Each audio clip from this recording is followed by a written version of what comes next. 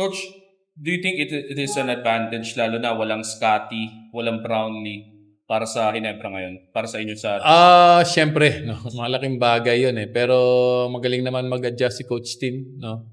Yoong,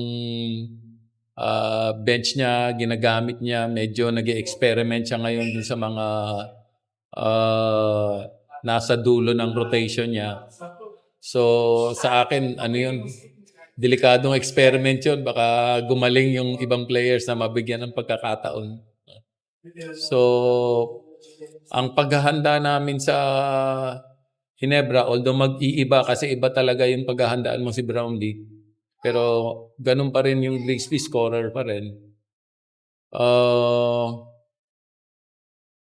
hindi rin magkakasunod na bad game yung Ginebra, eh. So, may bad game sila pero mahirap magkasunod yung mga bad game sila. So, ibig sabihin yan, pagkalaban kami baka maganda na yung laro. Tsaka may isang laro pa sila bago kami.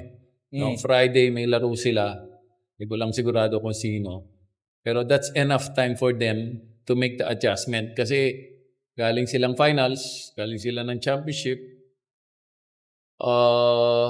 Medyo wala pa sa ano yun, wala pa sa wisyo yung mga yun. Pero by the time they play us, andyan na yung ano nun, andyan na yung rhythm nila.